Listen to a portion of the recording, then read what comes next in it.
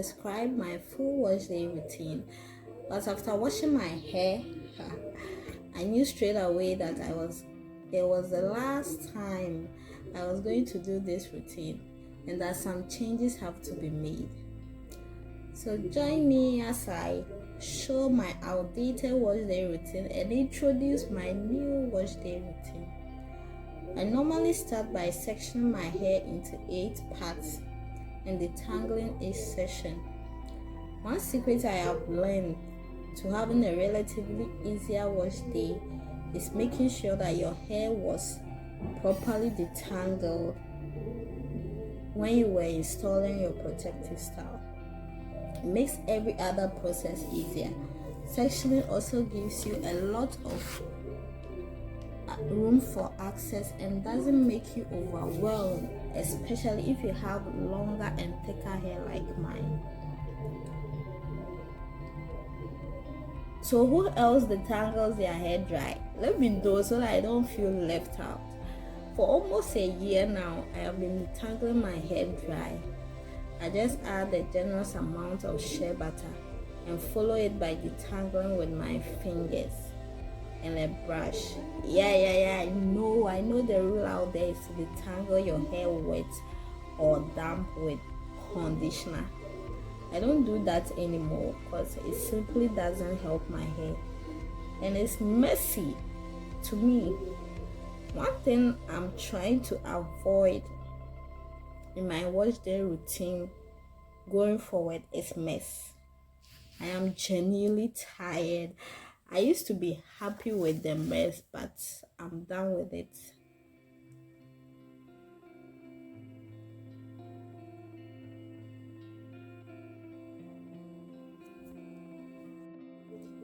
So do you guys see how easy it is for me to detangle my hair?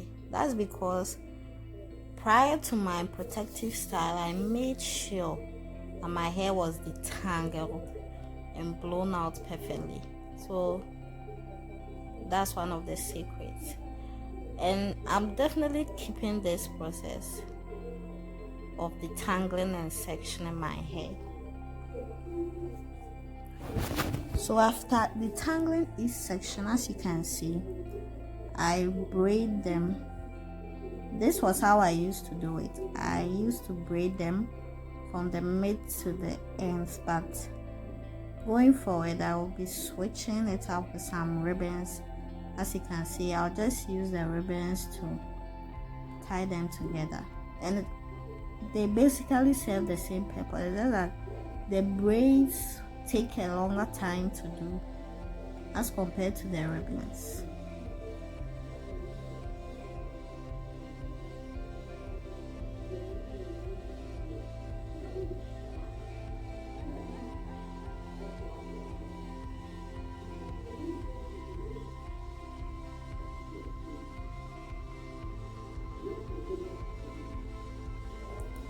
So this is how much hair I shed. And if you are afraid of shedding hair as a natural, then I don't know what to tell you. So after everything, I wash my hair in the sections with the ribbons or the braids. I wash it like that because it's your scalp that you are washing, not your hair. Like this, that's it. So after my wash, after my shampoo, I'll go ahead and put in my deep conditioner. So this is the dicey part. This is the part where I realize that this routine has to go. Oh, it was very messy. And it was, I don't even know what to say. I just didn't feel this process. I'm not saying deep conditioning is not good. It's just that I have reached a point where I feel like I've served my hair to its maximum point. Like, how do I even put this? You know how we've over glorified deep conditioning, do this, do that, so that your hair will grow. I just don't feel that notion anymore. I think your hair will grow no matter what. It's just what you do, the little things you do to maintain your hair. And at this point, I don't think deep conditioning is doing that much for me. And I know there are other options. Don't be stuck with deep conditioning is essential. Oh yes, you have to deep condition, but life happens. And I've gotten to the point where I don't want to waste a lot of time on my hair. That's what I just want. I don't want to waste a lot of time on my hair. And I want to find ways that I can give my hair whatever it needs in the little amount of time. Look at how messy this is. So I'm definitely going to change my deep conditioning. I'm thinking of applying teas, like tea, maybe instead of the deep conditioner, I'll make the products into some tea and just soak my hair in it for some time. Yeah, that's what I want to do, and I hope it does well.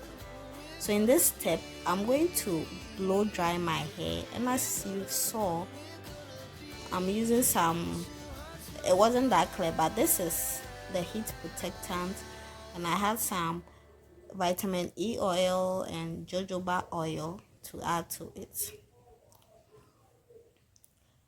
So with the blow dry, I'm not really an expert because I was also living, I was one of those naturals who didn't want heat to touch their hair. But after I reached a certain length, I knew that, my girl, you need heat to stretch these curls out, because funny enough, our curls are fragile at any stage because of how God created our hair pattern.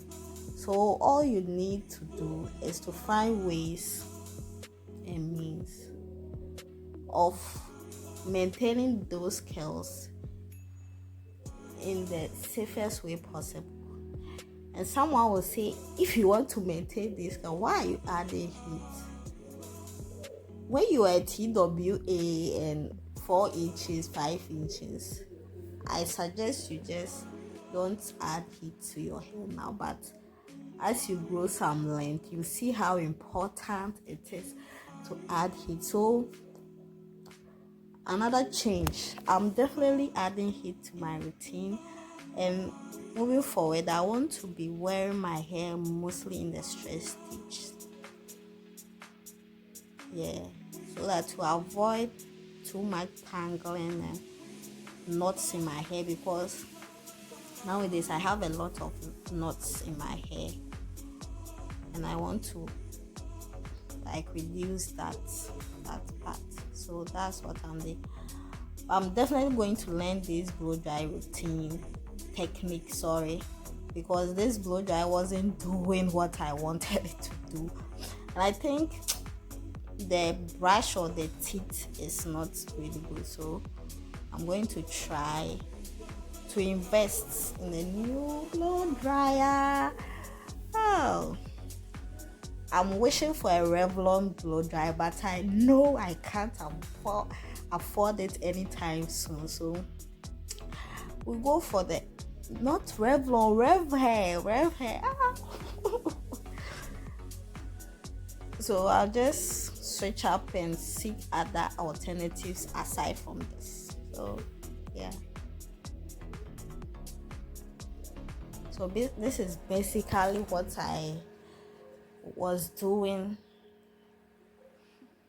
in my wash days, but I'm switching things up a little and we'll go over them. I'm keeping my detangling process and the sectioning process. I'm keeping the washing, the shampoo process, but the detangling process, the deep conditioning process, I'm changing it, and I'm going to heat train my hair to be able to wear it in a stretched state. Yeah, keep it stretched. So guys, thank you for watching. So if you want to see more, subscribe, put on your notifications, like my video, and whatever questions you have, ask. So see you.